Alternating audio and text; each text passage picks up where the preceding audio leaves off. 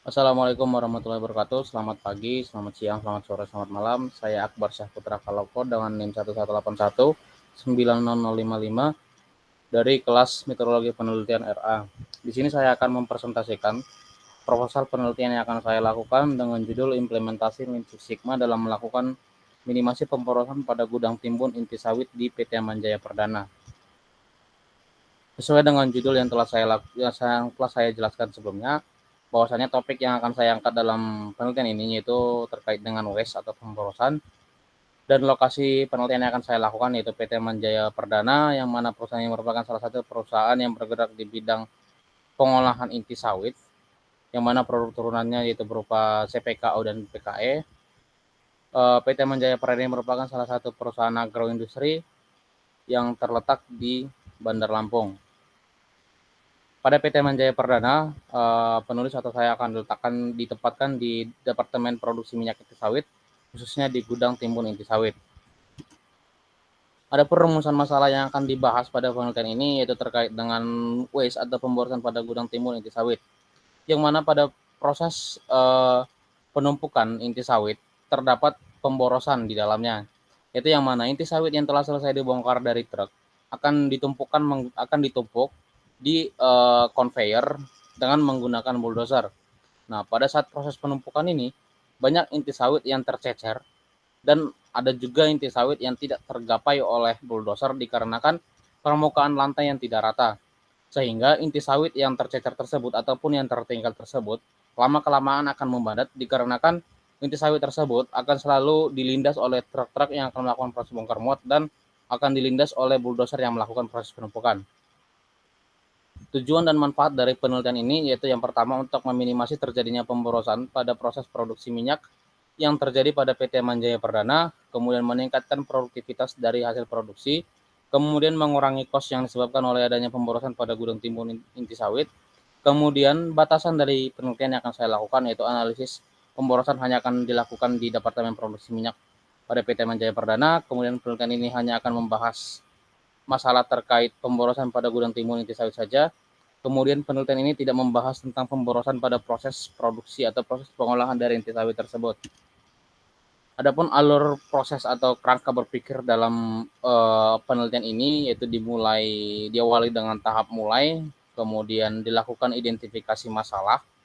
Setelah masalah berhasil teridentifikasi, kemudian dilakukan kajian literatur. Setelah itu ditentukan metode penelitian yang akan digunakan dalam penelitian ini, kemudian dilakukan pengumpulan data. Setelah itu data yang telah terkumpul kemudian diolah, kemudian hasil pengolahan tersebut kemudian akan dianalisis. Kemudian berdasarkan hasil analisis tersebut kemudian akan ditarik kesimpulan dan saran untuk PT Manjaya Perdana. Kemudian selesai. Nah, adapun data yang dibutuhkan dalam penelitian ini terdapat dua data, yaitu yang pertama data bahan baku masuk dalam periode waktu 1 bulan. Kemudian yang kedua yaitu data bahan baku yang diolah dalam periode waktu 1 bulan. Nah, data tersebut harus berada dalam satu lingkup bulan yang sama gitu. Jika data bahan baku yang masuk merupakan pada bulan Januari, maka data bahan baku yang diolah juga harus pada bulan Januari agar proses perhitungan untuk pemborosan yang terjadi bisa dilakukan dengan mudah. Kemudian untuk teknik pengumpulan data yang akan dilakukan yaitu melakukan wawancara. Wawancara akan dilakukan kepada penanggung jawab di gudang timbun inti sawit dan juga dilakukan wawancara kepada manajer produksi. Kemudian yaitu dengan melakukan observasi langsung, yaitu yang mana peneliti atau penulis akan turun langsung ke perusahaan atau ke pabrik guna mendapatkan data-data yang lebih valid dan dapat melihat secara langsung proses pemborosan atau pemborosan yang terjadi pada gudang timbun tersebut. Kemudian analisis data yang telah dikumpulkan tersebut akan dianalisis. Nah, proses analisisnya akan dilakukan dengan menggunakan dua metode yaitu lean manufacturing dan DMIC. Nah, lean manufacturing ini merupakan salah satu praktik produksi yang mempertimbangkan segala pengeluaran sumber daya yang ada untuk mendapatkan nilai ekonomis terhadap pelanggan tanpa adanya pemborosan. Dan pemborosan inilah yang akan menjadi target untuk dikurangi. Nah, Lean Manufacturing ini merupakan metode atau strategi manajemen untuk meningkatkan efisiensi di bidang manufaktur atau produksi yang selalu melihat nilai produk dari sudut pandang pelanggan, di mana nilai sebuah produk didefinisikan sebagai sesuatu yang mau dibayar oleh pelanggan. Nah, tujuan dari Lean Manufacturing sendiri yaitu untuk menghilangkan pemborosan atau waste dan meningkatkan nilai tambah atau value added, baik itu dari produk atau jasa, agar memberikan tingkat kepuasan yang lebih tinggi terhadap customer atau pelanggan kita sendiri.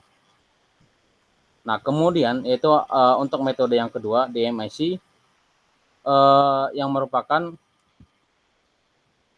pendekatan yang sangat sederhana dan praktis. Tahapan dari pendekatan ini merupakan penentuan masalah, pengukuran kemampuan dan tujuan, analisis data sebagai cara memahami masalah, kemudian peningkatan proses dan mengurangi penyebab masalah, kemudian dilakukan proses kontrol dalam jangka waktu panjang. Kemudian DMS ini merupakan suatu pendekatan yang terbukti untuk menghilangkan defek atau kecacatan, khususnya pada suatu industri manufaktur.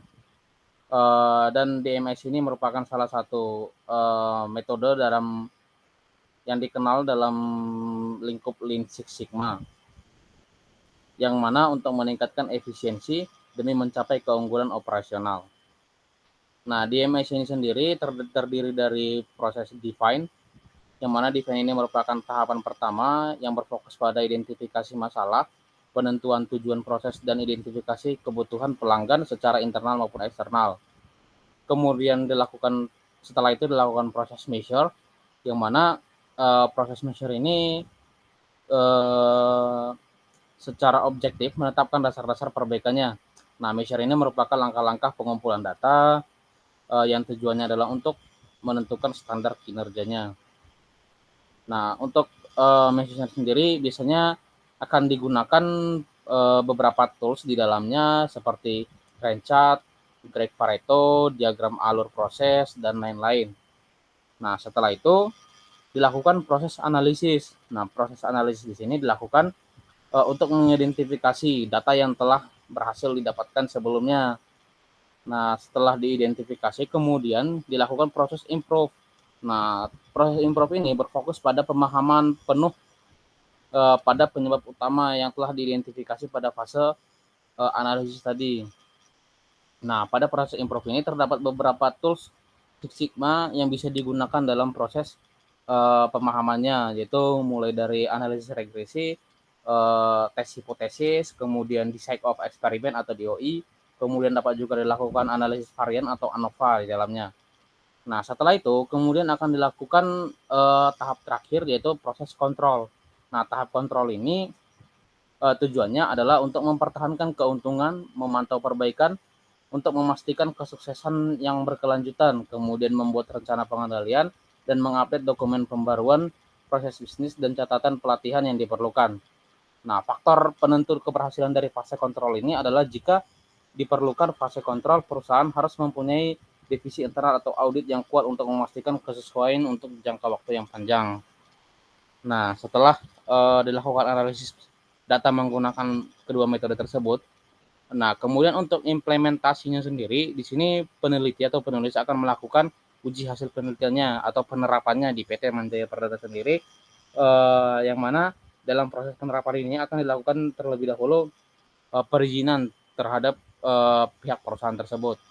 Kemudian untuk implementasinya dapat juga dilakukan dengan melakukan workshop pada perusahaan terkait, yang mana di sini peneliti akan mempresentasikan atau mendiskusikan hasil temuannya atau hasil penelitiannya serta kesimpulan yang dapat diperolehnya pada pihak perusahaan. Nah, itu saja hasil presentasi dari terkait dengan proposal penelitian yang akan saya lakukan.